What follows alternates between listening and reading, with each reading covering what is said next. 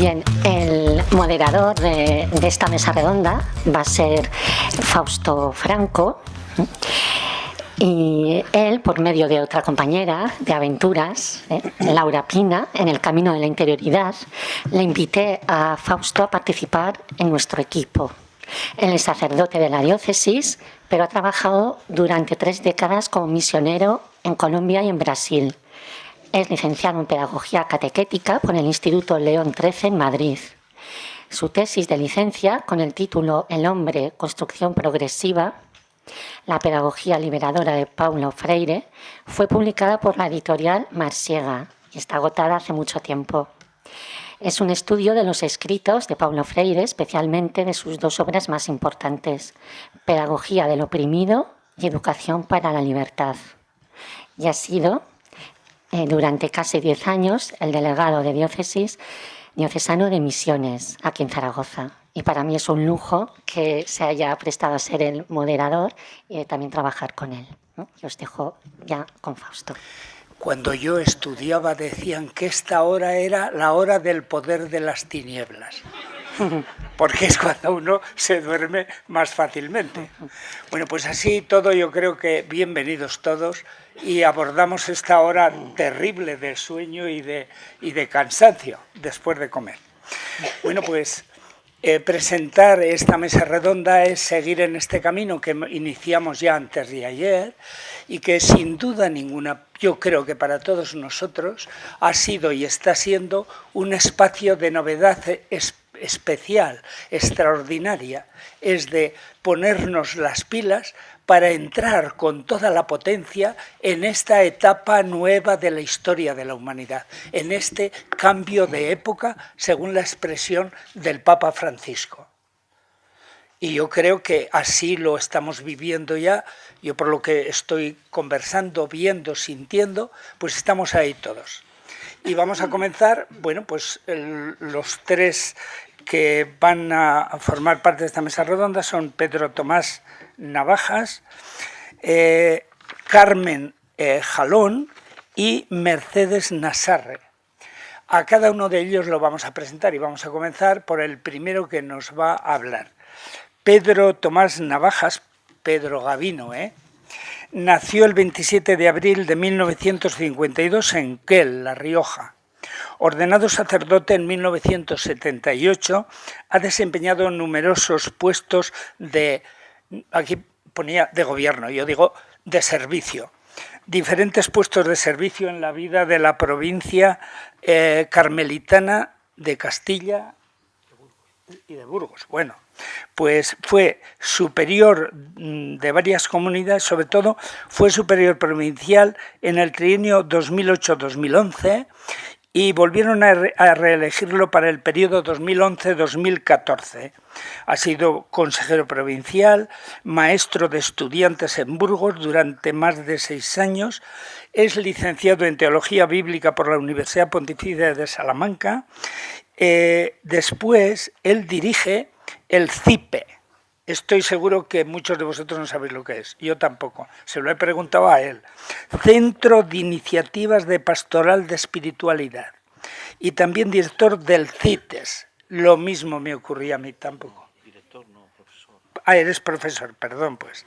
Y es Centro Internacional Teresiano Sanjuanista. Y actualmente es director de la revista Orar. Pues yo creo, Pedro, que te vamos a escuchar con toda la atención y con todo el gusto del mundo. Bueno, muchas gracias. No sé si por esto, sino yo creo que por la capacidad de atención y de escucha que tenéis todos vosotros, no por los títulos, ¿verdad? Bueno, entonces a mí me toca hablar de modos de acercarnos a la oración teresiana o a Teresa, porque decir Teresa es decir oración, porque para ella la oración es fundamental.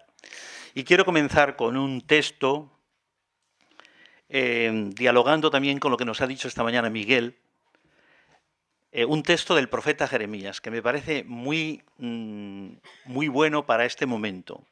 Dice Jeremías, por tanto hace muchísimos siglos ya, dice: paraos en los caminos y mirad y preguntad por los senderos antiguos. ¿Cuál es el camino bueno? Y andad por él, y encontraréis sosiego. Me parece que esto es lo que estamos haciendo nosotros, pararnos y preguntar, que es la condición de todo ser humano, porque todos somos peregrinos y caminantes. Y también junto a este texto quiero que comencemos con un gesto. Os invito a ponernos de pie.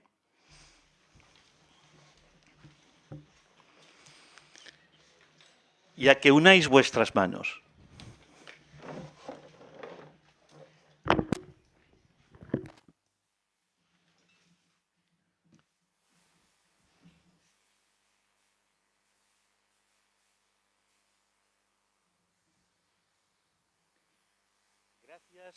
Gracias por tender puentes.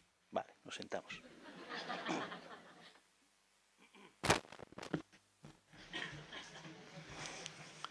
Bueno, como sabéis, Teresa de Jesús no tiene nada que ver o no supo nada del mindfulness. Yo casi tampoco, porque aunque me he dado una panzada estos días aquí de escuchar para enterarme, pero no conocía apenas este movimiento.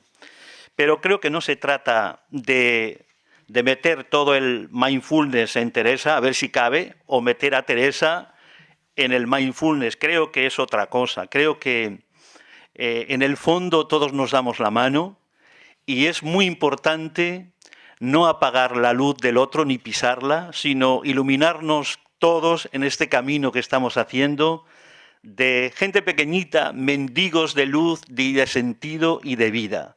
Por eso creo que ella se sentiría a gusto aquí estando con todos vosotros. Yo también me siento muy a gusto. Y quiero acercarme a la oración de Teresa de tres maneras. Primero, desde la curiosidad de uno que se acerca a ver qué pasa, a ver qué es esto. Yo me voy a acercar con curiosidad a Teresa de Jesús para deciros 5 cosas que a mí me llaman la atención de esta mujer. Podríamos haber escogido otro personaje, porque esto lo podemos hacer con cualquiera. En segundo lugar, si queremos seguir un poquito cerca de Teresa, le vamos a preguntar, dinos, Teresa, ¿qué es lo que te hizo vivir como vivías? Y en tercer lugar, si todavía sigue el interés, le podemos decir, yo también quiero volar como tú, enséñame. Dime algo para que yo pueda también vivir la experiencia, o una experiencia que siempre es nueva, pero contagiada por la que tú viviste. Por tanto, primero, entre la curiosidad de uno que se acerca a ver qué es eso. Por entrar en diálogo también con los que han participado, os diré que Lucho, que ha dado 2 talleres muy interesantes, me decía ayer que cuando fue a la India para aprender meditación de los monjes tibetanos que están al norte de la India, cuando le hizo la pregunta a uno de los monjes, él le dijo, ven, le llevó a su habitación y le dijo, ¿sabes lo que estoy leyendo ahora? El castillo interior de Santa Teresa y las obras completas de San Juan de la Cruz. Sin comentarios, ¿verdad? Para decir cómo el acercamiento de unos a otros y de otros a unos es algo vital del ser humano. Entonces yo os voy a decir 5 cosas que me sorprenden de esta mujer. Primera, me encuentro con una mujer del siglo XVI que tiene un afán por aprender, cosa insólita, por aprender y saber quién es ella. Y quiere aprender de todos y de todo. No es una mujer cerrada, es una mujer abierta, porque la verdad es compartida.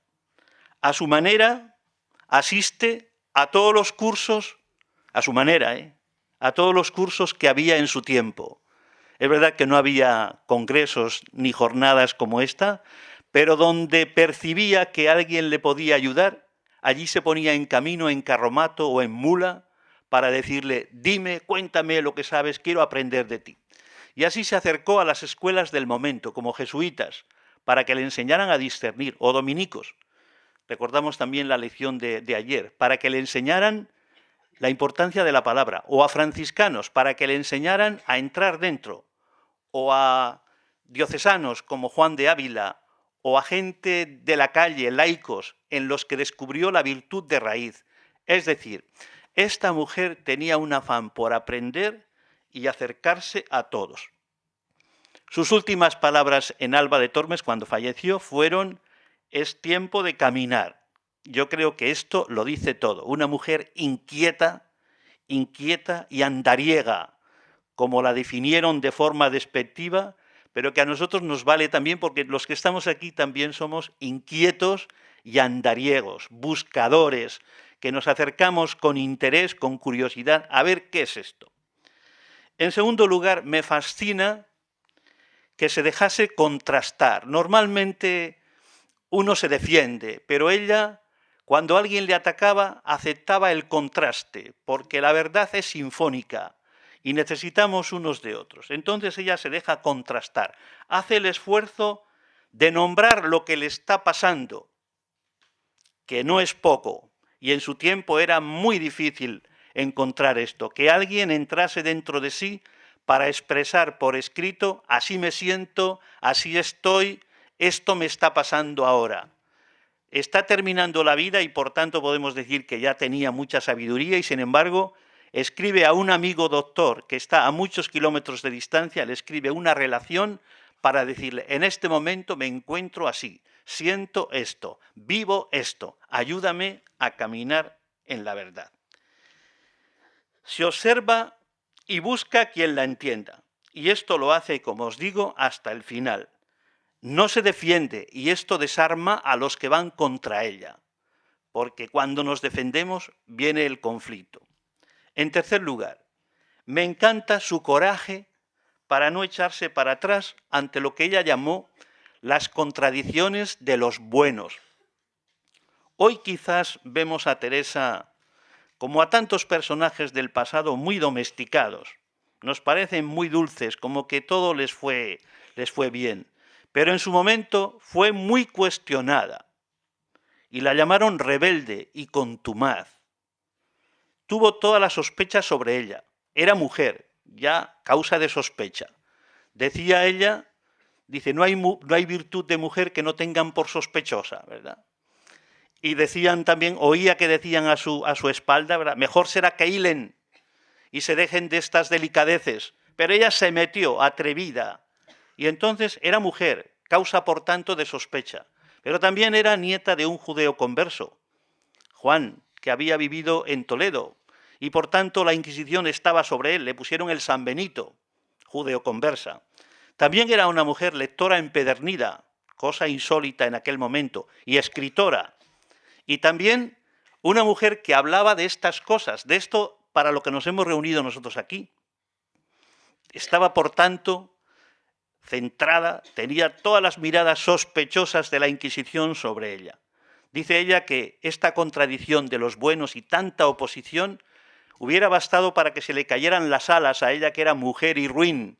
Con ironía dice esto, mujer y ruin. Sin embargo, no se desanimó, no se echó para atrás. Y tiene unas palabras muy valientes para todo aquel que quiera, o aquella que quiera vivir con intensidad este camino de la búsqueda de sí mismo. Dice ella en un texto fuerte que importa mucho y el todo una determinada determinación y no parar hasta llegar. Murmure quien murmurare, así se hunda el mundo, pase lo que pase, digan lo que digan. Esta valentía de no echarse para atrás a mí me gusta mucho. Y eso que le pusieron muchas trabas y muchas dificultades. En cuarto lugar, también me gusta mucho que sea una mujer de una gran relación. Llama la atención que siendo monja de clausura, tuviera relación con tanta gente.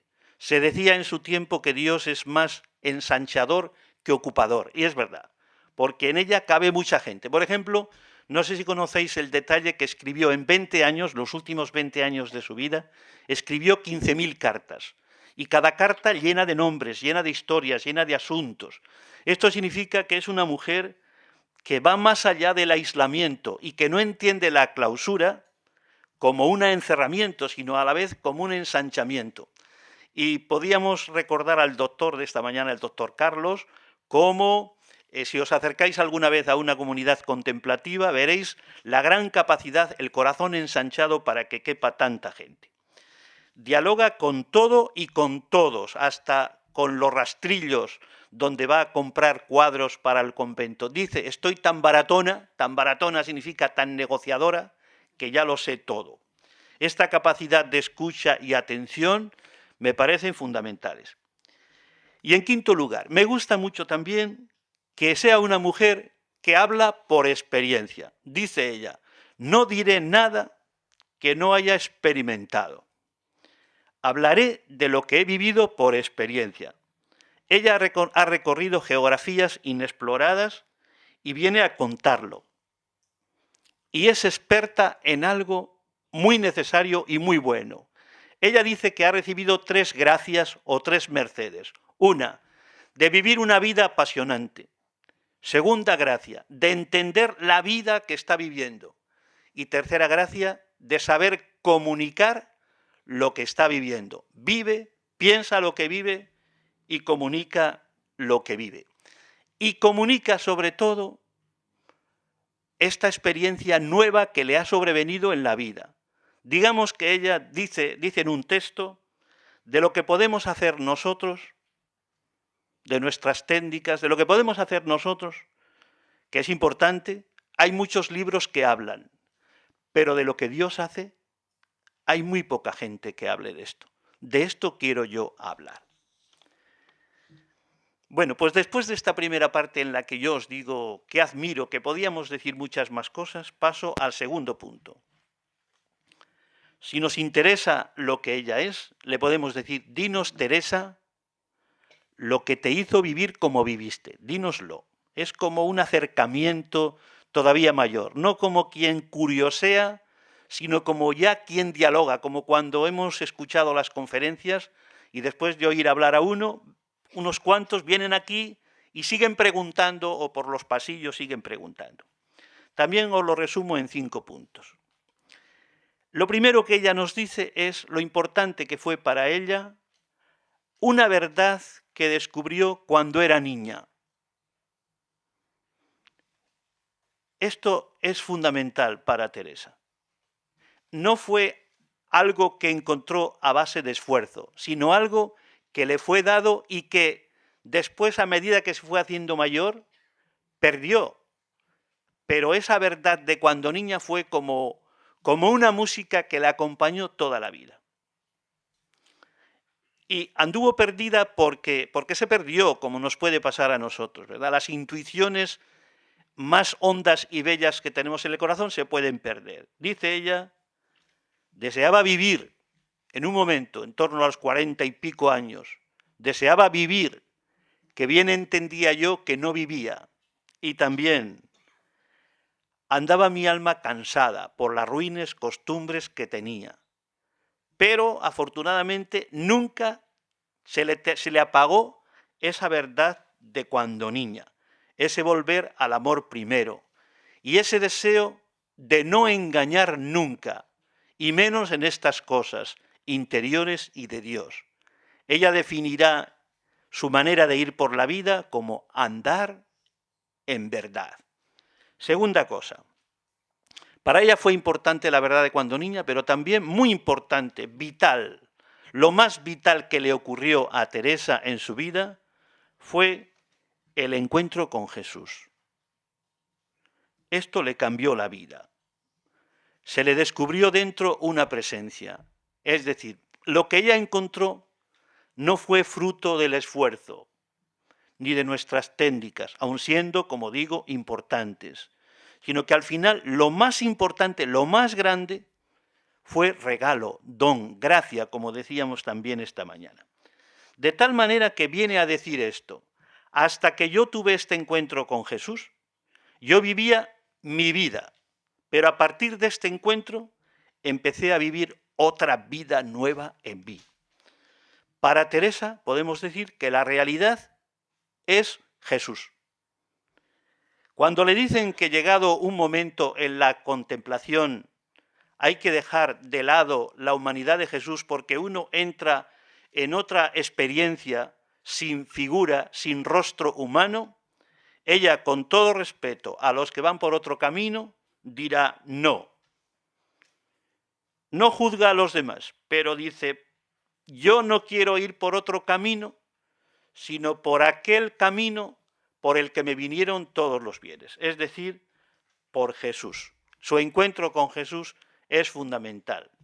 Si le quitamos a Teresa Jesús, se nos queda en nada. Ella es, como dice su nombre, Teresa de Jesús.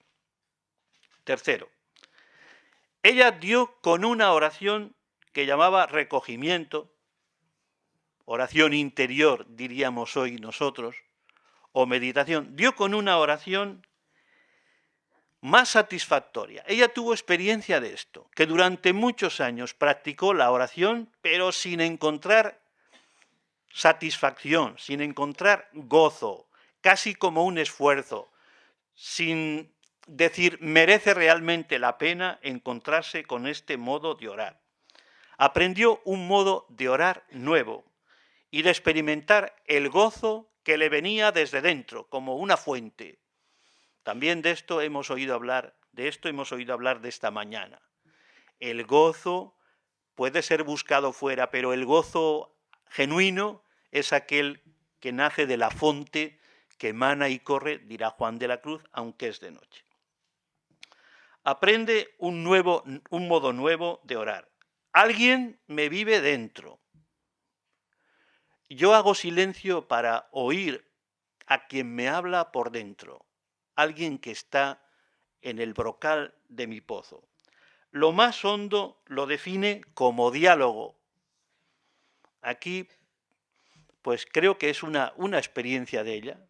Lo más hondo que acontece en el interior lo define como diálogo, como trato de amistad, estando muchas veces tratando a solas con quien sabemos nos ama. Y ella dirá que la oración no solo es para los rincones, sino para vivirla en mitad de las ocasiones, también entre los pucheros, porque el verdadero amante en toda parte ama. Cuarto, tuvo la experiencia también de que todo es gratuito y por tanto no puede ser posesivo ni debido a mi esfuerzo. Lo gratuito genera gratuidad. Lo que ella hizo fue prepararse para recibir, aprender a recibir.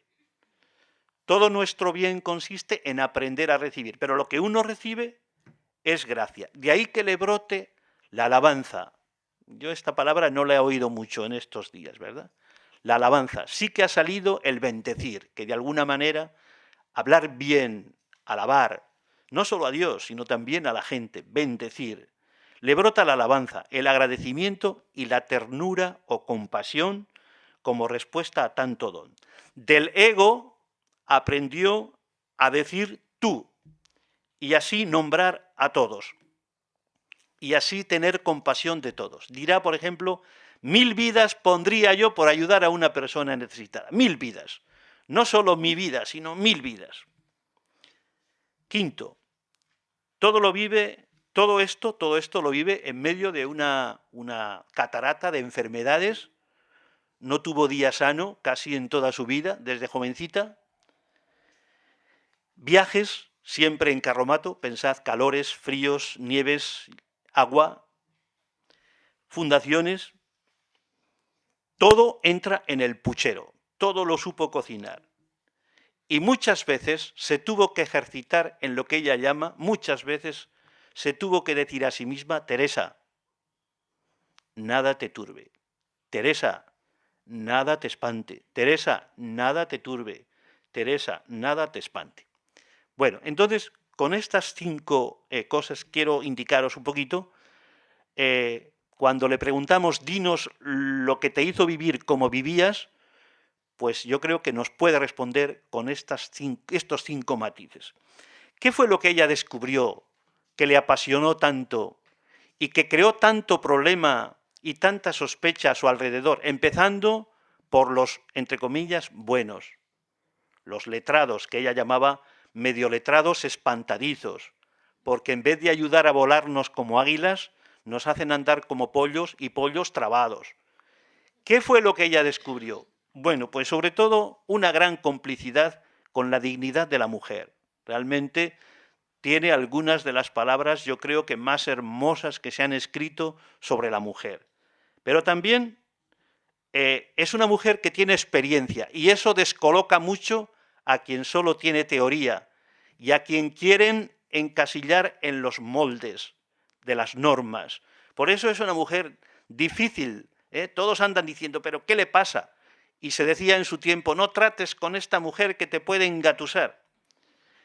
Es una mujer que reivindica que las mujeres, todo ser humano, pero sobre todo las mujeres, tengan sitio, tarea y palabra para estar en este mundo y hacer su aporte junto a otros aportes. Claro, nosotros decimos ya, ahora estamos en otra situación, pero en aquel momento se decía, la mujer que no piense, porque seguro que piensa mal, claro, y la mujer que no hable, por eso decía Fray Luis de León, la mujer que esté callada, que esté callada. Bueno, y también una gran osadía, porque decía ella que esta experiencia de encuentro con Jesús le había hecho a ella, que era temerosa como una hormiga, le había dado una gran osadía para hacer cosas impresionantes. Tercero, si seguimos interesados con Teresa y le decimos, enséñanos Teresa, o enséñame, yo también quiero volar, ella tiene también una palabra más profunda, más personal y más directa que decirnos. Ella se sienta en el taburete, tenía un taburete de 4 patas donde se sentaba junto a las hermanas de comunidad y allí enseña a volar. Frente a los, como os he dicho, medio letrados, espantadizos o aquellos o aquellas que tenían tanto miedo a su palabra que decían, a esta es mejor echarla en la cárcel para que no se le escuche nunca su palabra. También os digo 5 puntos que nos diría ella si queremos realmente compartir esta experiencia que ella vivió. Primero, descúbrete habitado, habitada. Esto sería lo primero que ella nos podría decir. Descúbrete habitado. Jesús te espera dentro, o Dios te espera dentro, o algo fascinante te espera dentro. No estáis huecos ni huecas. Lo más importante está dentro de ti. Visualiza la vida como un castillo, nos diría. Visualiza la vida como un castillo. Un castillo no ahora de ruinas, sino un castillo lleno de vida, lleno de música, de poesía, de vida, como eran entonces los castillos. Visualiza tu vida como si fuera un castillo, en cuyo centro pasan las cosas de mucho secreto entre Dios y el alma. Suelta lo que te ata, libérate. Plantéate la vida de otra manera, como un diálogo de 2 recién casados que le decía el marido a la mujer, mujer, vamos a trabajar duro para que tengamos dinero y seamos felices. La mujer le decía al marido, marido, ya somos felices porque nos tenemos el uno al otro. Tal vez algún día tengamos dinero. Bueno, entonces, primero, descúbrete habitado, habitada, lo más bello, la dignidad más grande de nuestra vida, yo creo que aquí es fácil decirlo, está dentro de nosotros. Segundo, acostúmbrate a estar contigo. De esto hemos oído mucho aquí estos días. Esta mañana Jorge también nos hablaba de esto. Muy bien. Acostúmbrate a estar contigo, con algo de esfuerzo, con algo de esfuerzo. Si no lo logras en 1 año, que sea en 2, y si no en 3, y si no en más, ¿quién va detrás de ti? ¿Qué cosa hay más importante que habitarte, que saber quién eres, que gozar con las inmensas posibilidades que tienes sembradas dentro del ser humano? ¿Quién va detrás de nosotros? Y ella dirá que, como os he sugerido antes, que más que técnicas para acostumbrarnos, que también es importante la verdad de la vida. Claro, sería valorar muy poco la dignidad del ser humano si con técnicas se encontrara. Las técnicas son muy importantes, los ejercicios, pero lo más importante es la verdad de vida, la libertad, la capacidad de amar, aunque el amor, dice ella, le tienen usurpado el nombre y ya no se sabe bien qué es, ¿verdad? Bueno, tercero, recógete dentro. Ella utiliza mucho este verbo, recógete. recoge todas tus capacidades y métete dentro, para mirarte dentro, para estar dentro. Hace falta una heroica humildad para ser uno mismo y no otro. No te dediques a ser otro, ni otra. No imites. Sé tú mismo y sé tú misma. Atrévete. Atrévete. A donde tienes que llegar es a ti mismo, a ti misma. En cuarto lugar, mira dentro. Escucha dentro. Presta atención dentro. Esta es lo que ella llamaba estrategia de los pobres. Había gente que con su inteligencia captaban las cosas, pero ella escribe para gente pobre, para muchas mujeres que no tienen estudios. Dice, a lo mejor no todas podéis pensar grandes cosas, pero todas podéis mirar, y todas podéis hablar, y todas podéis escuchar, y todas podéis amar. Por eso, la vida de cada día y los sentidos y el cuerpo no son un estorbo. Ella utilizaba una expresión muy bonita, lo importante que es ganarse así para sí. Yo tengo muchas capacidades, pero tengo que ganarlas para que me ayuden a descubrir lo que llevo dentro. Y 5, repítete muchas veces, si te ayuda lo que ella se repetía tantas veces. Nada te turbe, nada te espante. Libérate de la rigidez. Suelta todo lo que es rígido. Ella decía, un alma apretada, ¿qué puede ser? Que no te apriete la ideología, sino que sepas convivir con tantos seres humanos que levantan también la luz. Siéntete haciendo puentes unidos a todos ellos. Por tanto, nada te turbe, libérate de la rigidez y practica una cosa que ella practicaba mucho, que era el humor.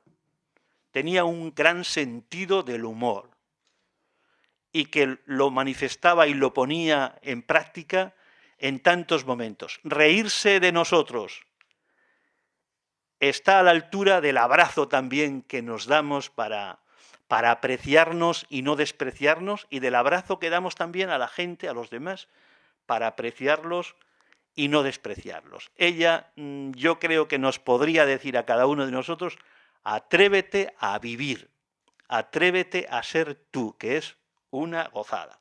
Bueno, pues esto es lo que yo pienso, ¿verdad? Así dicho brevemente, que podía aportarnos Teresa de Jesús. Lo podríamos hacer con cualquier persona. Primero nos acercamos un poquito como a ver quién es este, ¿verdad? Después un paso más, oye, dime lo que te hace vivir como vives. Para, en tercer lugar, dice, ayúdame, que yo también quiero volar, que yo también quiero ser una persona feliz como tú. Muchas gracias. Entonces estamos muy agradecidos y aún falta después que él responda a cuestiones que planteemos. Y ahora vamos a escuchar, el tiempo está muy medido, pero vamos a escuchar a Mercedes Nasarre Ramón, doctora en psiquiatría, formada en psicoanálisis y por racionalismo y terapeuta gestal. Desde hace más de 10 años se dedica a la investigación de la dimensión espiritual e imparte cursos y talleres de silencio, autoayuda e interioridad. Ha publicado, entre otras muchas cosas y artículos, pero 2 libros que están ahí en la mesa de la entrada. Un psiquiatra se pone a rezar y yo también estaré contigo cuando llores. Ese yo estaré también contigo cuando llores,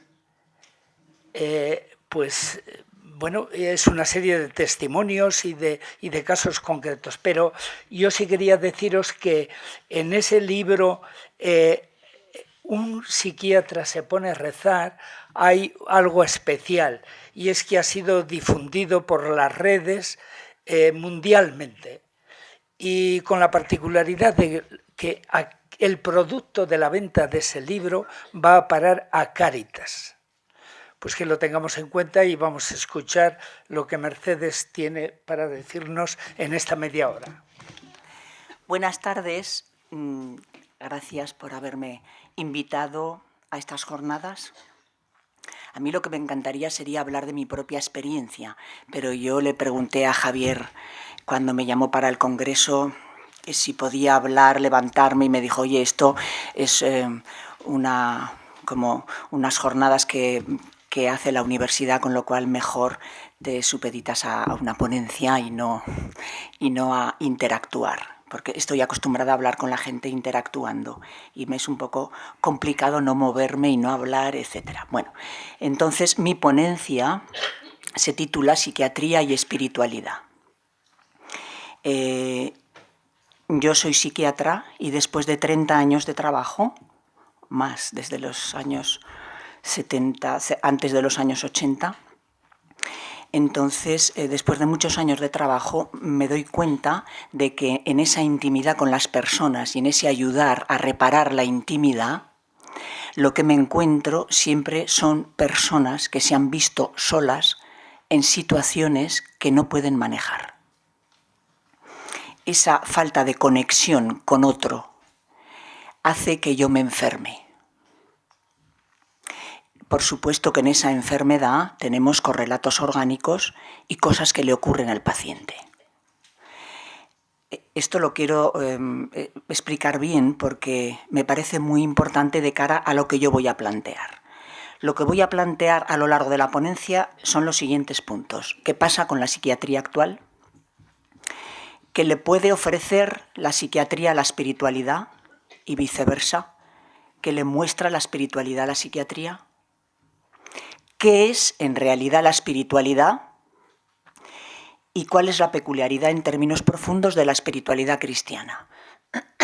En realidad estaría hablando de mi vida, como pienso que es cualquier pensamiento de cualquier persona. Cuando estudias a niveles profundos lo que estructura el pensamiento de un hombre, de una persona, siempre es las vivencias que él ha tenido. Así que primero sería la psiquiatría, después la espiritualidad y después la espiritualidad cristiana. Y así ha sido mi vida. Podríamos decir que todo en la existencia humana tiene dos polos opuestos y que estos en realidad son los dos extremos del mismo proceso. La vida y la muerte, el calor y el frío, la luz y la oscuridad, la materia y el espíritu, Oriente y Occidente, el individuo y el grupo, el yo y el tú, y también la psiquiatría y la espiritualidad. En el fondo de cada polaridad existe una unidad que nosotros con nuestra mente racional no podemos abarcar, solamente la podemos contemplar sucesivamente, en secuencias. Nuestras vidas están hechas de códigos binarios y dualidades, porque al estar inmersos en el tiempo, no nos es posible captar la totalidad más que en momentos extraordinarios, de los que vienen hablando los enamorados de los místicos. Fijémonos en algo tan sencillo como la respiración, es algo total, pero la sentimos y no hay otra forma de manera lineal. Primero la inspiración, después la expiración. Lo mismo ocurre con cualquier cosa de la vida. Así es nuestra vida humana. Sin embargo, alcanzar una conciencia unitiva es un anhelo que subyace en el interior de la psique. Este sentimiento de unidad es lo que las personas llaman iluminación y es un estado de no mente en el que siendo nada, lo soy todo. Sin embargo, raras veces podemos habitar en este espacio. Pero cuando se siente esa experiencia, como vamos viendo, queda una reserva de conocimiento y amor, de confianza y de esperanza que es capaz de sostener una vida. Por este motivo que voy a nombrar ahora, y es que antes de ser nadie, uno tiene que ser alguien, y no hay otra forma de tener verdaderas experiencias profundas espirituales, porque si no la persona puede perderse. Antes de ser alguien, antes de ser nadie, uno tiene que ser alguien. Por eso la psiquiatría tiene mucho que ofrecer porque se ocupa de la salud mental y de reparar la intimidad.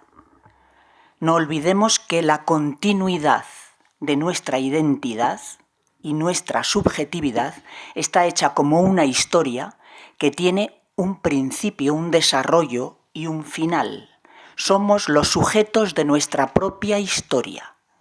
Y esta temporalidad y el consiguiente ordenamiento lógico que realiza el cerebro frontal es lo que posibilita la autoconciencia. No puede ser de otra forma, a pesar de que aspiremos a la totalidad. Psiquiatría significa medicina del alma. El sentido etimológico de la palabra psique se corresponde con la esencia intangible de la vida.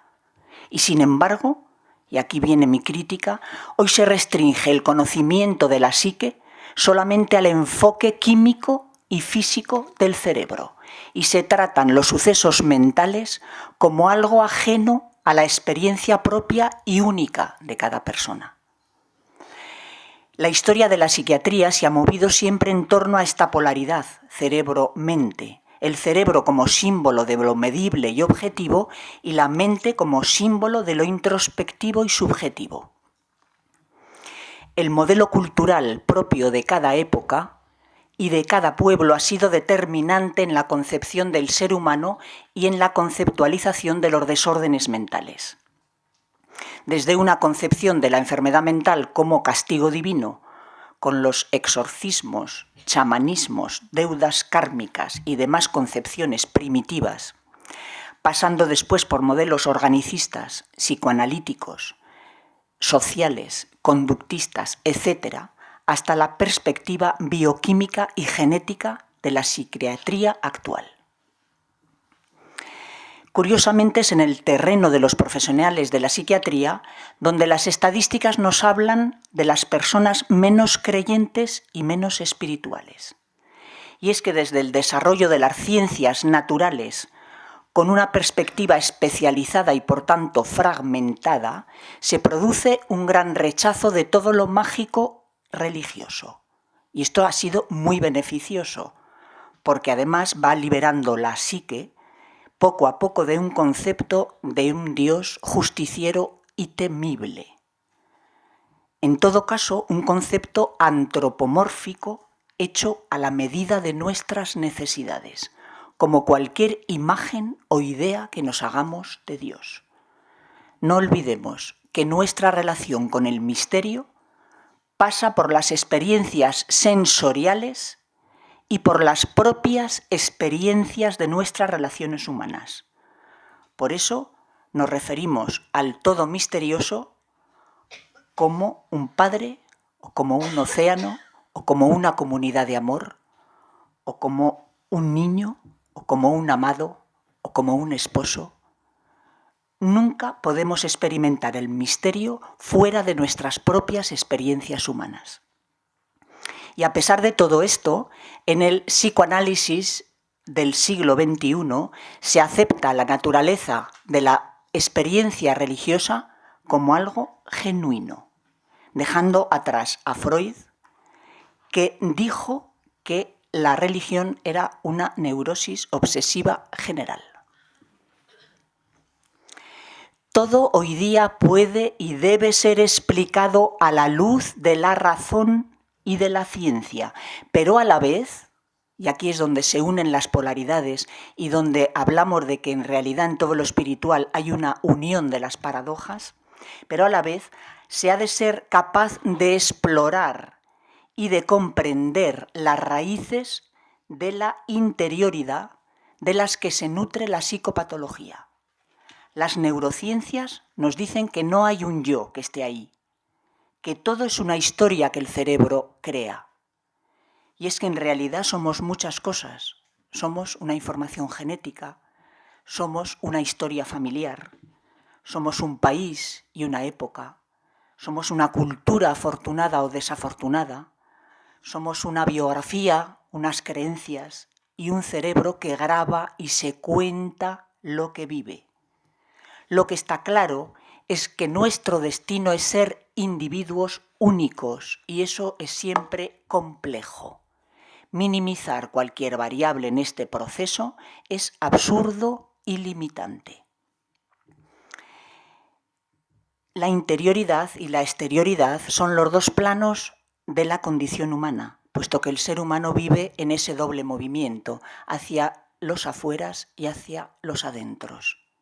La emigración hacia el interior, la emigración del interior hacia el exterior, que se concreta con el parecer y con el tener, lleva a uno de los problemas más tremendos de la vida actual. Y de eso los profesionales en psiquiatría y en psicología nos damos cuenta.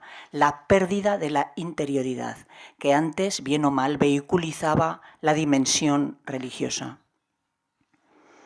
En este modo de funcionar se ha movido gran parte de la psiquiatría actual, porque corre el peligro de transformarse en una simple metodología para diagnosticar trastornos, cuando en realidad en los diagnósticos psiquiátricos no hay ciencia en el sentido estricto, solamente hay un consenso para la información. Y por si fuera poco, cualquier problema emocional o espiritual se considera enfermedad de tal forma que se ha medicalizado la vida. Se trata la infelicidad con psicofármacos, privando al individuo de participar activamente en su sanación y en el conocimiento de su interioridad. En la psiquiatría hay patologías que son estables culturalmente y otras que son dependientes de nuestra cultura actual. Hoy proliferan, como yo creo que todo el mundo sabe, los trastornos de ansiedad, los déficits de atención e hiperactividad, las adicciones de todo tipo, las farmacodependencias, los trastornos de alimentación, que no dejan de ser también adicciones, las patologías depresivas, las psicosis inducidas por drogas, los trastornos de personalidad, trastornos funcionales. Esto quiere decir que cada época tiene sus propias patologías y hoy predominan, debido fundamentalmente a la falta de interioridad, las patologías que tienen que ver con la hiperexcitación y el vacío interior. Y como profesionales reivindico que no todo es recetar psicofármacos. Debemos constituirnos en un instrumento para que el otro se conozca mejor, para que aprenda a superar o aceptar sus limitaciones, sanar sus heridas psicológicas y sepa construirse a la larga un sentido para su vida. Un psiquiatra debe ayudar a reparar la intimidad con todos los medios con los que cuenta, no solamente con los químicos, sino a través de un conocimiento de lo íntimo y sobre todo a través de un conocimiento de su propia intimidad. Los movimientos como el mindfulness tienen que ver con estas necesidades. Hoy día, al no tener tiempo ni espacio para el silencio y la interioridad, las personas no saben de lo íntimo y no encuentran su verdad en su interior y están dispersas en la periferia de sí mismas. No solamente se miente el neurótico con sus miedos y el psicótico con sus delirios, sino que nos mentimos todos. Me gustaría dar una definición de la salud mental, que para mí es muy importante, porque, entre otras cosas, la salud mental se relaciona con el comportamiento, con las emociones y con el raciocinio en todas las fases y situaciones de la vida. De tal forma que el modelo holístico de salud mental, que tiene que ver no solamente con aspectos científicos, sino educativos, psicológicos, antropológicos y espirituales, es el modelo que se está imponiendo. Para mí la salud mental significa tener la suficiente paz para poder razonar e incidir en la realidad si es preciso. O lo que es lo mismo, poner palabras a lo que se siente posibilita la salud mental, porque la verdad es lo único que nos descansa. En ese sentido, cualquier terapia debe ayudar a aumentar la autoconciencia del individuo, para reconocer los estados emocionales discrepantes y encontrar un nuevo equilibrio en un nivel de mayor crecimiento y de mayor realidad. La respuesta a nuestros problemas psicológicos nunca está en el nivel en el que se plantean. Sin olvidar además que todo crecimiento psicológico supone desprenderse de apegos a maneras infantiles de funcionar y que abandonar las fantasías narcisistas a favor de la realidad siempre es muy costoso y complicado. Esto significa que ayudar a tener salud mental a las personas no es fácil. No se puede tener salud mental solamente con la toma de unos psicofármacos. A la larga, las personas deben conocer lo que les ocurre, poner palabras a lo que sienten, y eso necesita ayuda, porque he dicho antes que generalmente lo que nos enferma es la soledad en situaciones que no podemos manejar. Después de esta, perspectiva de la psiquiatría actual, que se está abriendo como este movimiento, el mindfulness, que ayuda a prestar atención a lo que ocurre, voy a hablar de lo espiritual, porque la sola satisfacción de las necesidades materiales y intelectuales no basta para sustentar a la gente de un modo profundo. Así que tarde o temprano las personas se preocupan de encontrar caminos espirituales, sea a través de vías religiosas, terapias o planteamientos naturales.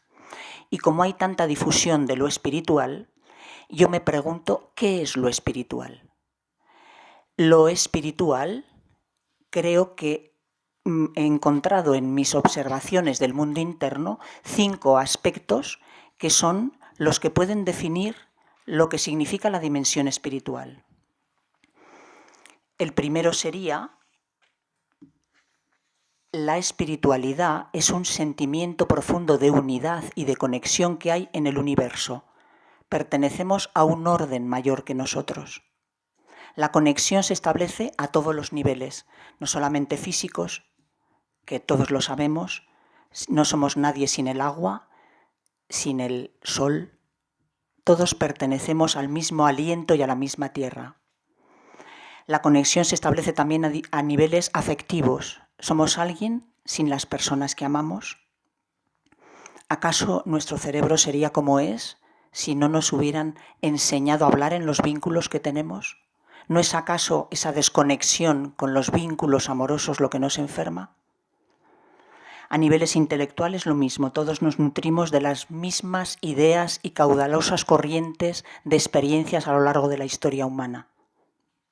Nada está excluido de esta conexión, porque además todo lo desterrado aparece de nuevo. Al hablar de espiritualidad, segundo aspecto, nos referimos también al sentido y el propósito de la vida, a los valores profundos de guía y de sostén para vivir. Como seres humanos estamos llamados a darle un significado a nuestra existencia, y ese significado se lo damos desde nuestra propia libertad. Para una persona lo sagrado es aquello sin lo cual no merecería la pena vivir. Esto es espiritualidad. Tercera cosa que es espiritualidad es la sensibilidad y el cultivo de los valores superiores. Palabras grandes que todos conocemos: la libertad, la fraternidad, la justicia, la paz. Este cultivar un camino de virtud no es solamente un sentido ético, sino que es una clase de experiencia que nos posiciona en una aptitud de recibir. Cuarta cosa, cuando nombramos lo espiritual, hablamos de las prácticas o caminos, religiosos o no, que conducen a la transformación personal. La espiritualidad no puede ser solo el goce y la realización individual, porque se queda en una emoción que no compromete. La espiritualidad es un compromiso con un camino de vida. Si falta alguno de estos aspectos que estoy nombrando, creo que es una espiritualidad que se queda coja.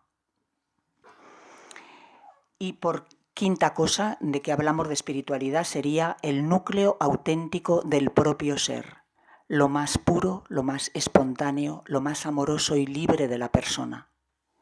Sin este núcleo no podemos hablar de espiritualidad. Es el núcleo más pequeño, porque lo más pequeño es lo que está unido al amor. Realmente las 5 cosas que he nombrado tienen que ver con lo amoroso, la conexión entre todas las cosas, el significado de vivir, la sensibilidad hacia los valores superiores, el núcleo auténtico del propio ser y el compromiso con una práctica. Todo nos está hablando de lo amoroso. En realidad, el objetivo de toda práctica espiritual siempre es el amor. La espiritualidad tiene también muchos peligros, como es el consuelo ilusorio ante los problemas de la vida, el defenderse de una vida encarnada en el cuerpo con la sexualidad y en la detención del desarrollo psicosexual, el apego a los estados alterados de conciencia, la idealización de maestros espirituales, la adicción a experiencias espirituales, la división de la realidad desvalorizando el mundo cotidiano, el uso de lo espiritual para acrecentar el narcisismo, los peligros de una espiritualidad que no tiene en cuenta lo individual, el pensamiento propio, la libertad y el cuerpo, o los peligros de una espiritualidad individualista que olvida que todos tenemos el mismo derecho a la felicidad. Como psiquiatra siempre tengo que poner el dedo en el equilibrio, en el medio. Es decir, como he dicho al principio, tenemos que ser alguien antes que ser nadie. Y ser alguien tiene que ver con vivir en nuestro cuerpo y en nuestra historia. Y en nuestro cuerpo y en nuestra historia se encarna el espíritu que es amor. No puede ser de otra forma, no podemos huir de nuestra propia historia y de nuestros propios problemas. La espiritualidad no nos resuelve la vida, pero nos da voluntad de seguir si caemos, nos proporciona confianza en la vida, nos arraiga profundamente en nuestro propio ser y nos da la perspectiva profunda de que no estamos solos.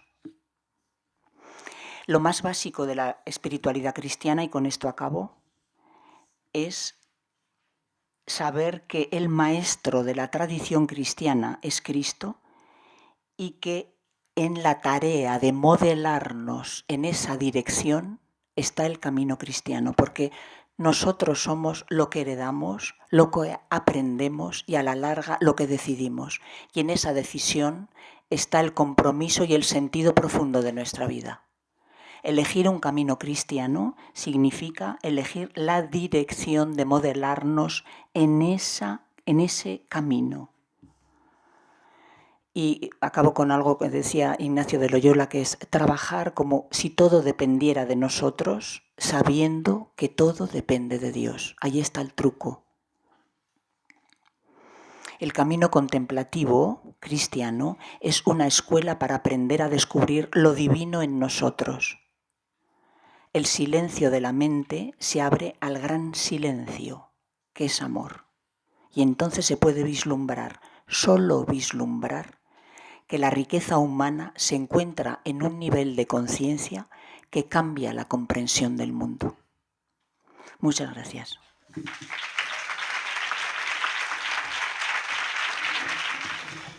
Pues el tiempo vuela y todos nosotros estamos felices de escuchar y al mismo tiempo deseosos de seguir oyendo y participando. Ahora está con nosotros Carmen Jalón Oliveras. El tema de su intervención va a ser sobre mindfulness e interioridad en el Evangelio. Experta en mindfulness por la Universidad de Zaragoza, una de las pioneras en interioridad dentro del ámbito español, a cuyo estudio y expansión se dedica desde hace 15 años. Crea y desarrolla una metodología para el cultivo de la interioridad basada en las aportaciones de las neurociencias y la psicología. Enseña y aplica desde 2001 tanto para adultos en el ámbito del crecimiento personal como para niños, adolescentes y jóvenes en los ámbitos educativo y pastoral. Hay un libro de ella también, como hemos dicho los dos de Mercedes, que está ahí en la entrada. Es crear cultura de interioridad en el aula, en la pastoral y en la vida diaria. Vamos a escucharla sabiendo que, eso a lo mejor no le sabe bueno, pero es hija de Manuel Jalón, un ingeniero que inventó la fregona e hizo posible que las mujeres no estuvieran siempre de rodillas por el suelo. Y su padre también, inventor de las jeringuillas descartables.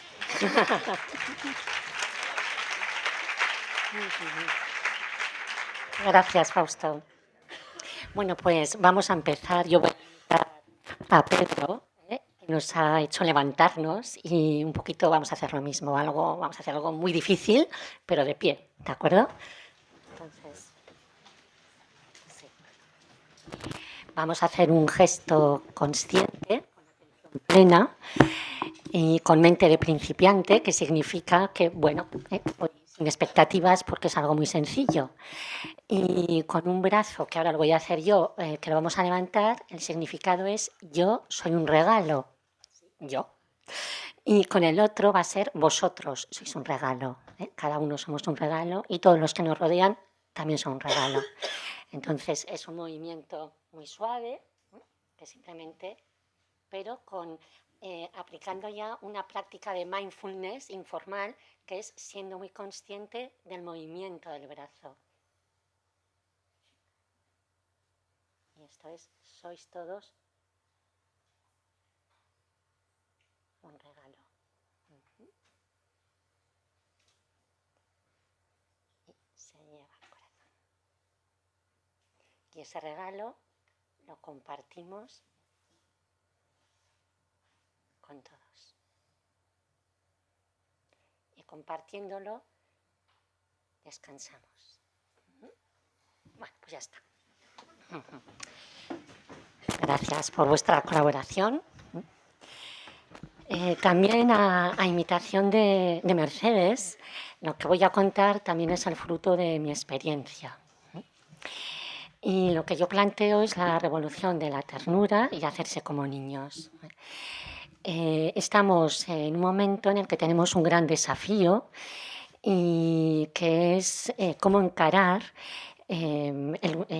nuestra relación con el mundo, con la creación, con la casa común. El Papa, en su encíclica Laudato Si, él recoge este desafío y también nos da unas orientaciones, bueno, de qué podemos hacer. Y una de ellas es crear cultura del cuidado. Pues bueno, la revolución de la ternura no es más que la revolución del cuidado de unos con otros y con la creación. Y hacerse como niños no es más que un camino sencillo, bueno, que como otros, pues es uno más, que a unos les gustará más y a otros menos, pero es el que yo presento.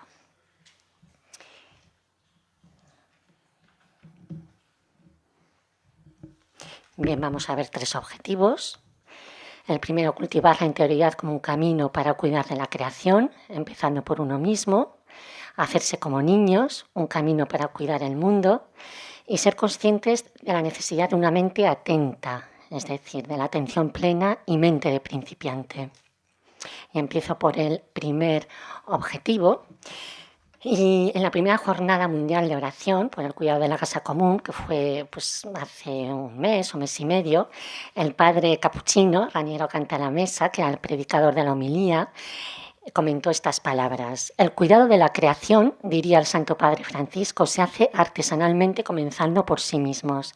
El cuidado de la creación comienza por ti, pero con pequeñas acciones cotidianas hasta conformar un estilo de vida. Eso es importantísimo.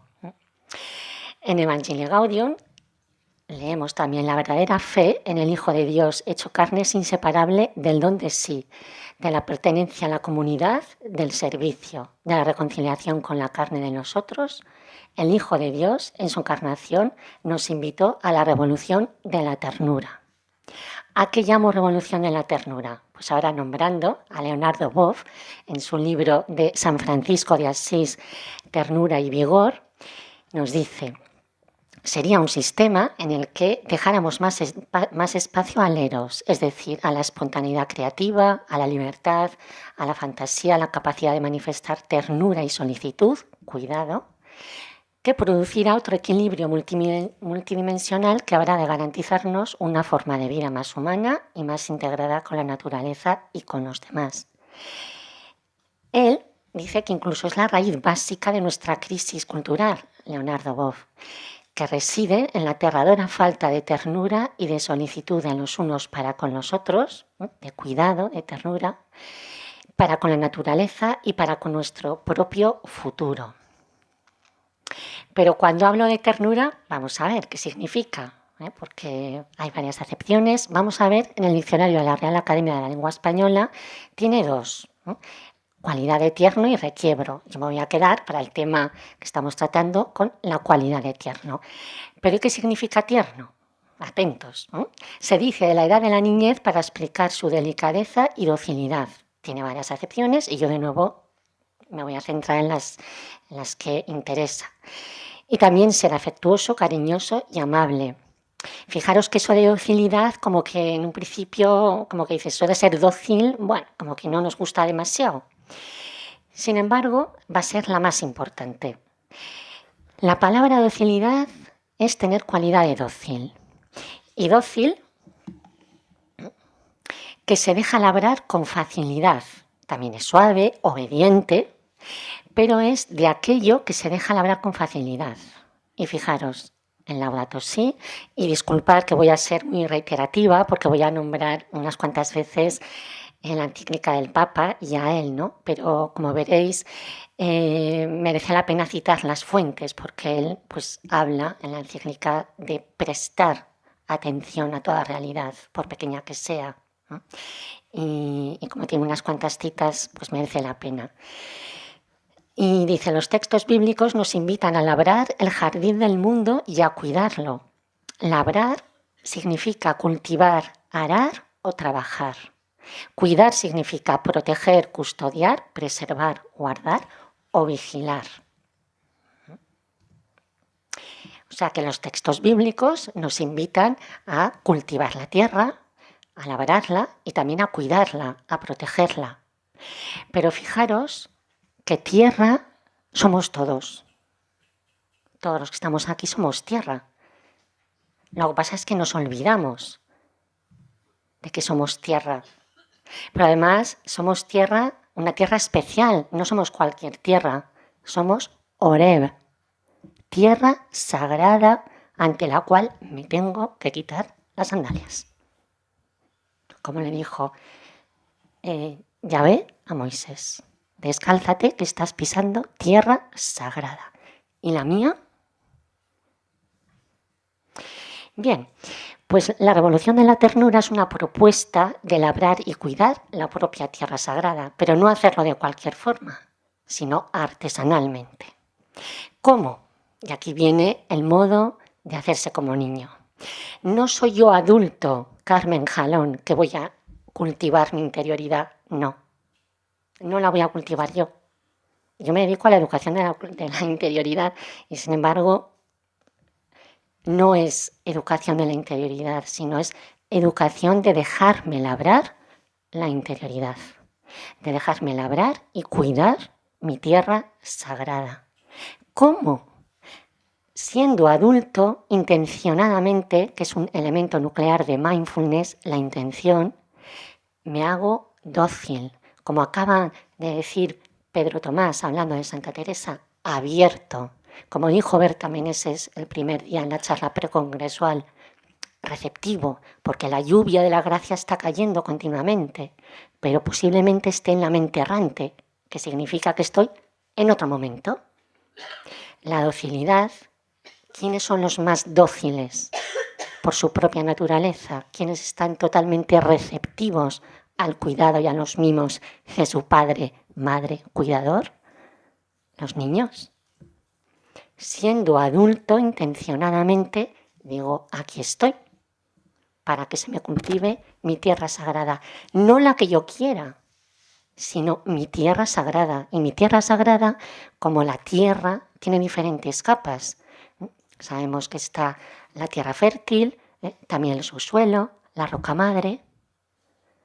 Yo dejo sin saber, sin entender, sin que me guste, pero confío plenamente que mi tierra sagrada está siendo cuidada y cultivada ahora, aquí y ahora.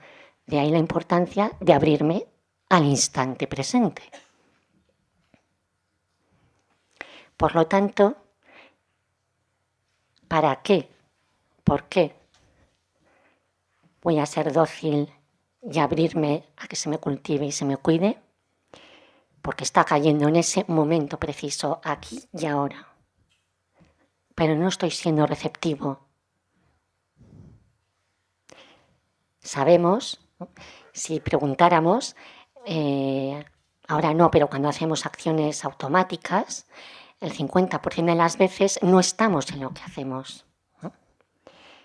No vivimos el instante. Estamos juzgando, recordando estereotipos aprendidos, con prejuicios, aprendizajes previos que distorsionan mi realidad. No estoy atento a la realidad que acontece, sino que estoy pensando tantas veces en lo que viene después o en lo que ha pasado. Por lo tanto, me pasa desapercibido ese instante presente, lo pequeño y lo sencillo. Es tan simple como dejarme cultivar, estar receptivos al aquí y a la hora, al instante presente, aunque aparentemente sea algo muy pequeño. ¿Cómo nos dice en Mindfulness que hay que hacerlo? Pues con la actitud, con curiosidad, como hacen los niños, con actitud de explorar. No voy a ver lo que yo quiero ver, sino que no sé qué voy a ver en este instante presente, en este conflicto que ha surgido ahora, en este problema, en esto que me han dicho, en este cambio. Me abro y lo recibo porque mi tierra sagrada confío que me está siendo trabajada en instante. Por lo tanto, con apertura mental. La mente de principiante es la actitud apropiada que implica, es la actitud apropiada en mindfulness, cuya esencia es la curiosidad y la apertura mental ante lo que percibimos y experimentamos en ese instante presente. La idea es de ver ese instante, de las cosas que van sucediendo, como si fuera la primera vez que las viéramos. Esto es, desprovistas de la distorsión de las huellas de nuestra experiencia, que impone sobre los mecanismos perceptivos y la distorsiona. Entonces no vemos la realidad tal cual es, sino que la vemos, en cierto modo, distorsionada por todos mis condicionamientos. En Laudato Si nos dice el Papa, se trata de cultivar una actitud del corazón que vive todo con serena atención. ¿Serena por qué? Si a lo mejor estamos histéricos, pues aceptando de nuevo ese histerismo, pero sabiendo que algo bueno saldrá, que una parte de mi tierra sagrada, de esas semillas de divinidad que dice Javier Meloni que tenemos esparcidas por doquier, estará siendo cultivada. Y que si no se cultivan, posiblemente se queden secas o se las lleven los pájaros. Hay semillas de divinidad que van a ser cultivadas en el instante presente y si no lo vivo, pasarán desapercibidas. Por lo tanto, es estar plenamente presente ante alguien sin estar pensando en lo que viene después. Nos sigue diciendo que se entrega a cada momento como un don divino que debe ser plenamente vivido. En la medida que yo confío, claro que cada momento, como el niño que es cuidado por su padre, madre, por su cuidador, y el niño está allí receptivo, pues yo lo mismo. Por eso lo acojo como un don divino. Jesús, sigue diciendo, nos enseñaba esta actitud cuando nos invitaba a mirar los lirios del campo y las aves del cielo, o cuando ante la presencia de un hombre inquieto, detuvo en él su mirada y lo amó. Ya no es detener solo físicamente, sino mentalmente. Es como que limpio mi forma de ver, se aquieta, se silencia, como que quito los obstáculos que interfieren, que distorsionan. Es la mirada limpia del niño. Por lo tanto, la revolución de la ternura tiene que ver con me voy a dejar labrar, no voy a educar yo mi interioridad, sino que siendo adulto intencionadamente Me abro, soy receptivo y me dejo labrar y cuidar por lo que sucede en cada instante, estando plenamente presente, porque confío que como los niños hay alguien que le puedo llamar padre, madre, amante, amado, Dios absoluto, el universo. Cada uno pondrá allí a quien quiera poner. Yo por lo menos pongo mi padre, madre, amor, amante y amado. Y sé que estoy siendo cuidada y cultivada mi tierra interior, aunque no lo entienda, pero confío plenamente. Y eso solo puede hacer el adulto, y nuestra fe cristiana allí nos impulsa. Además tenemos un compañero de camino que nos dice, porque es un vértigo, que nos dice, no temas, que estoy contigo. Con lo cual, por lo tanto, el modo de ser niño es el adulto, que con esos valores, esa creencia de que está siendo cuidado y cultivado por su padre, madre, amor, se abre a cada instante, se hace plenamente presente, serenamente ante cada realidad, por pequeña que sea, porque nos abre muchas más posibilidades de realización personal y de comprensión. Así que en vez de mente errante, en vez de mente del mono, hagamos como los niños. Abre bien los ojos y abre bien los oídos a lo que tienes en el momento, ya sea un vaso de agua, un micrófono, unas personas. Como Jesús, detente y mira, mira. ¿Qué ocurre cuando hacemos esto de estar plenamente presentes? Aunque sea ante un vaso, con actitud exploratoria, como hacen los niños. Mente de principiante, recuerdo que es como si viéramos las cosas por primera vez. Como yo ya sé que es un vaso, no lo miro. Con actitud exploratoria, estando en el presente. ¿Qué ocurre? Pues como nos explica muy bien Vicente Simón, cuando dedicamos nuestra atención a lo que está sucediendo en el momento presente, bueno, aquí un poco explica a nivel cerebral qué es lo que ocurre, pero me salto un poquito y dice, a medida que centramos nuestra atención a lo que está sucediendo en el exterior o en el cuerpo, disminuye la mente del mono, que equivale a silenciar la mente discursiva, que es lo que estamos buscando. ¿Cómo silenciar esa mente discursiva y entrar a un nivel de mayor profundidad? ¿Cómo quitar esos obstáculos y entrar en un estado de mayor claridad mental, de vaciamiento? Pues aquí pongo el testimonio de Andrea Luca, que estuvo en los ejercicios de hacerse como niños este verano y que se quiso ir al segundo día porque no entendía esto de hacerse como niños y decía que eso del infantilismo, y al cabo de un mes y medio de terminar se quedó al final. Ella es licenciada en filosofía pura y abogado. Escribió 5 o 6 obras, tiene premio de poesía erótica, Ateneo de Guipúzcoa, creó su propia editorial, Sirena de los Vientos, y este es el testimonio, es mucho más largo, pero he cogido solo lo que tiene que ver con esto. Y dice, después de estos ejercicios y mucha oración e introspección, he comprendido que eso debe ser el hacerse como un niño, el ver como un niño, sin obstáculos que ocupen la mente, porque es entonces cuando ésta se vacía, se aquieta y se silencia. Cuando surge un fluido no de voz, sino de armonía y comunión, que te abre una rendija hacia otra manera de percibir la realidad. Pero esto no nos tenemos que ir a los montes ni a los ríos. Esto se puede hacer con lo más pequeño que tenemos alrededor. Lógicamente, tiene que haber caminos para todo el mundo, para los que viven en la calle, para los que están encamados en los hospitales, para los que viven en las misiones solos. Lógicamente, tenemos que tener herramientas para todo el mundo, para los ancianos que están en las residencias, para tanta gente que, pues claro que tiene que haber herramientas para el sin techo. Y simplemente es focaliza tu atención, sé como los niños, abre los ojos y abre los oídos ante el bocadillo que tengas delante. Porque si lo haces con atención plena y mente de principiante, con curiosidad, explorando, se produce en ti este proceso y se abre una rendija a otra realidad distinta, a percibir el bocadillo de otro modo y entablar una relación con el chorizo. ¿Es así?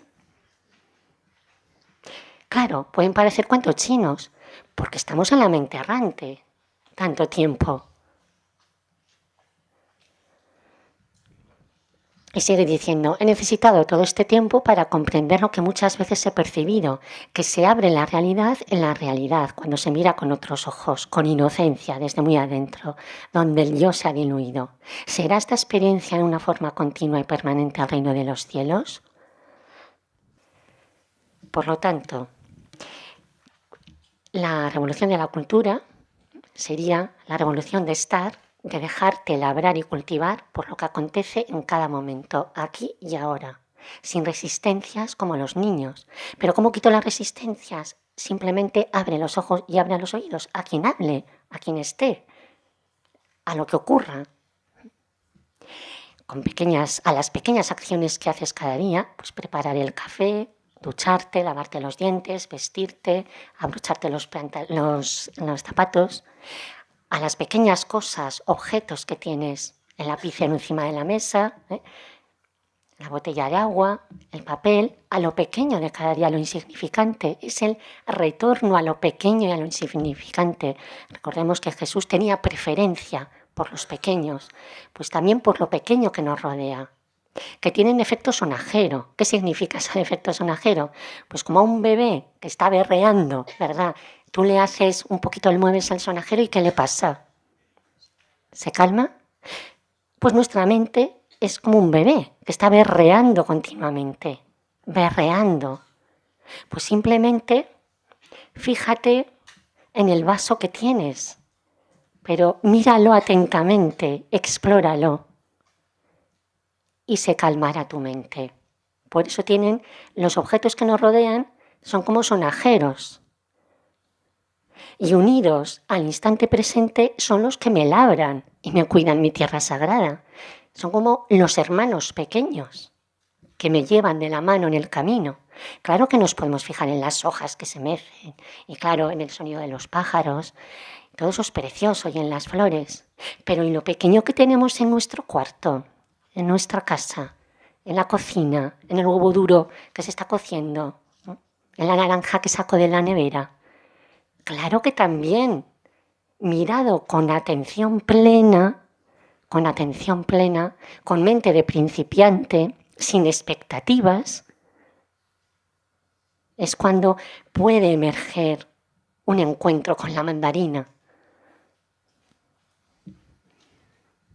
Por lo tanto, la revolución de la ternura es dejarse cultivar, pero de ser receptivo, abierto como son los niños, experimentando, recibiendo cada momento como un don divino, viviéndolo con atención serena, pero impulsado, motivado por la confianza de que soy cuidado, de que mi tierra sagrada está siendo trabajada, cultivada. La capa de la tierra que yo quiera, que a lo mejor no entiendo, pero que es la que necesito. Como un jardinero sabe que necesita su tierra, de su jardín. Pues de lo mismo. Sabiendo que se están cultivando algunas capas de esta tierra sagrada. Por lo tanto, surgen estas nuevas relaciones con las cosas que nos rodean. Y ya, como sigue diciendo Leonardo Boff, no se estará sobre las cosas, sino que estarás con ellas. Fruto de esta nueva relación, como dice también Javier Meloni, cuando ponemos la cualidad de atención en las cosas pequeñas, será una progresión que va del hacer, hago la cama, al estoy haciendo la cama, al soy.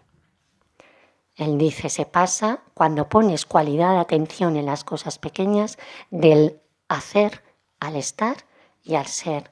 Y desde el ser, siendo un don, porque tú no lo puedes controlar, por eso tienes que ir sin expectativas, porque no sabes, sino como un juego disfrutando del momento, como haría un niño. Pues haciendo la cama, pues tú vas en esta actitud y estás con ella, no sobre ella. Y lo que brota es el cuidado.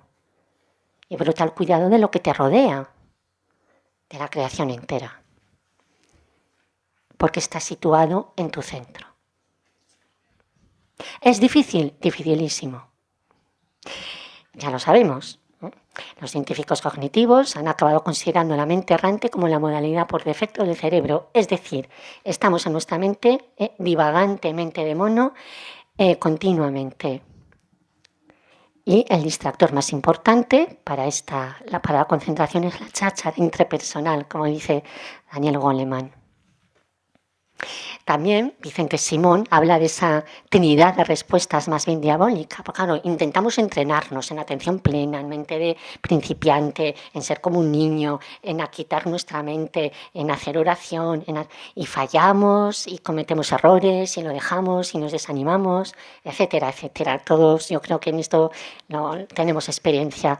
Pues bien, esta trinidad de respuestas de autocrítica, de aislamiento, de ensimismamiento, que es lo propio del adulto, se trata de cambiarlo por otra, reconociéndome de nuevo ese hacerse como niños, reconociéndome que todos los que estamos aquí tenemos esa naturaleza de niño, todos somos limitados, vulnerables, fallamos, tenemos defectos, todos.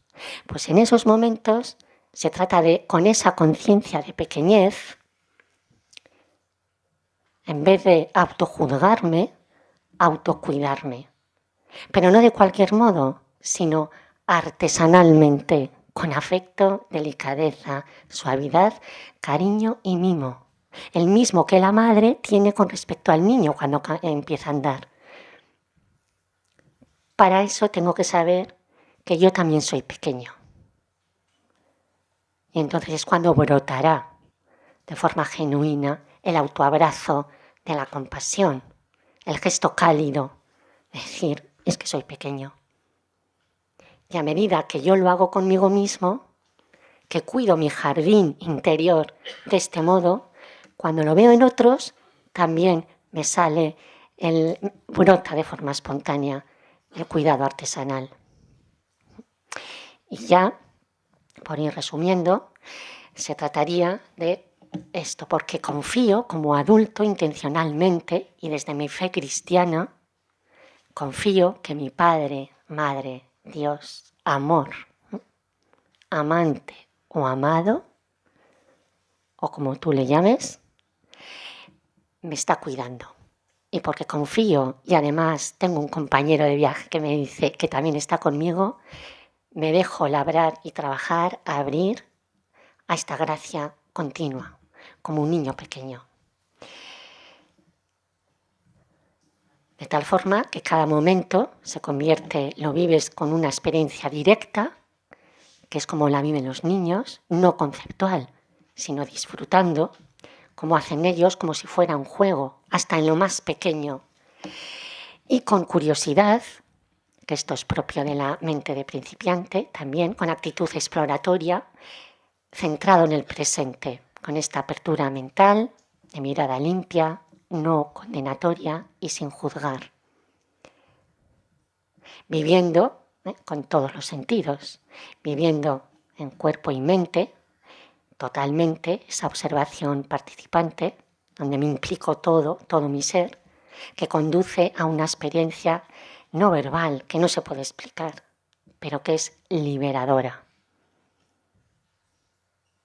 Lo repito, sabiendo que los sentidos, en la medida que estoy con atención plena, los sentidos, las sensaciones, la respiración, en la medida que me ayudo del olor, del gusto, de la escucha, etcétera, etcétera, me puedo ir silenciando y no son más que puertas de entrada al templo que soy. Como acaban de decir, estoy habitada y son las puertas de entrada a mi propio templo, que facilitará nuevos encuentros, sabiendo que todo es un don. El silencio no es un fin en sí mismo y en eso difiere la interioridad cristiana de las invitaciones a callar pensamientos y emociones para adquirir la paz mental. La experiencia desemboca en el descubrimiento de estar habitados. y de que cuando llegamos a contactar con nuestro corazón, alguien nos está esperando. Hijas que no estáis huecas, decía Santa Teresa, estamos habitados, no vacíos. Y así, sí. Bueno, pues esto lo podemos vivir en los pucheros, ¿verdad? En los pucheros modernos, pasando la fregona, haciendo la cama o tomando el melocotón o la mandarina, en cada momento, en lo insignificante. De tal forma que lo que es insignificante se nos revela de otro modo, como dice Thich Nhat Hanh. Es otra mirada. Como nos dice en Laudato Si, la cultura ecológica debería ser una mirada distinta. Para Vermeer, distingue diferentes cualidades para lo que denomina momentos mindfulness. Son experiencias no conceptuales, centradas en el presente, sin condenar, en el sentido de no juzgar, intencionadamente, viviéndolo en cuerpo y alma. Son explorando, son experiencias directas, no verbales, liberadoras.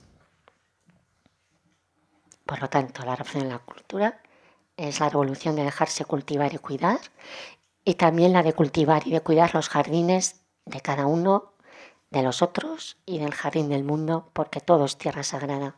No de cualquier modo, sino con afecto, delicadeza, suavidad, cariño y mimo. Y de esas semillas que han sido germinadas, esas semillas de divinidad, removida mi tierra interior, sales también a otros, a la periferia, a cuidar su jardín interior. Y esta es una propuesta, cada uno tiene su camino, pero esta propuesta se hace desde aquí, para quien la quiera hacer, para ir desde esa tierra sagrada a dejarnos labrar por otros, por los que están en la periferia. No soy yo que les voy a trabajar, sino que somos mutuamente. ¿Cómo? Pues aprendiendo la atención plena, en actitud orante, hacer lo que Jesús nos dijo que hiciéramos. La propuesta es ir a cuidar del otro, del jardín del otro, del que vive en la calle, de su jardín interior, de su tierra sagrada, a través de sus pies, de lo más humilde que tenemos, de lo más sencillo, los pies. De tal forma que Él me va a trabajar mi propia tierra sagrada por este gesto potente, y de allí brotará el deseo genuino de escuchar el clamor de los excluidos y de ponerme en acción y que se concrete en gestos concretos. Y a su vez, también yo le trabajo su tierra sagrada con la intención, además de dignificarle y reconocer su dignidad humana y divina, de que también se abra a la autocompasión, al autoabrazo, y que reconciliándose, por lo menos momentáneamente, quizás encuentre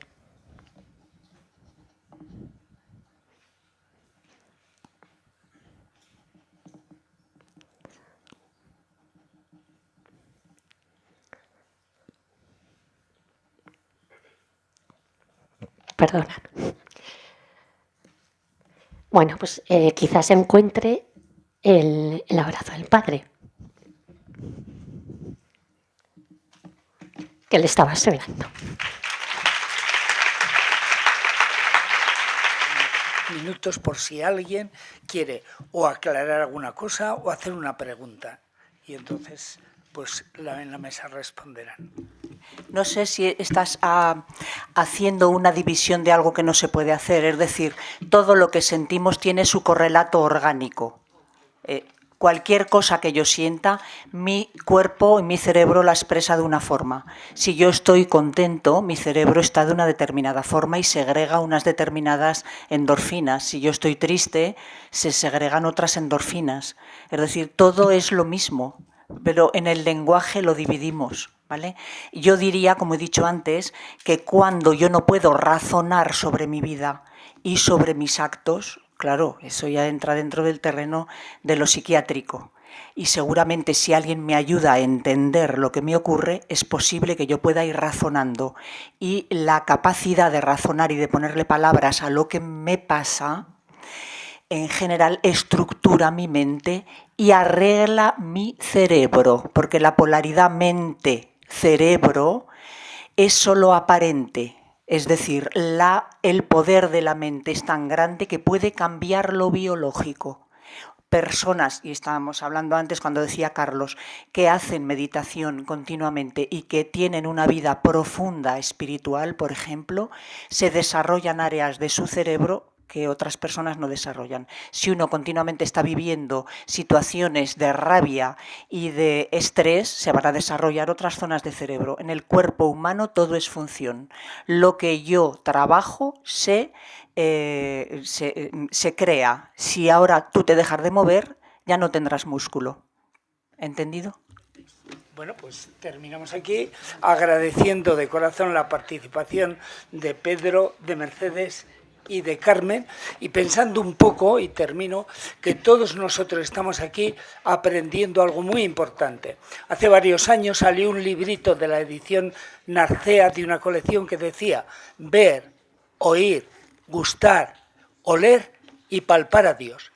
Y esta jornada, este congreso, por lo menos yo siento que a todos nos está ayudando para hacer realidad eso: ver, tocar, oler, saborear a Dios. Y gracias a todos y a ustedes.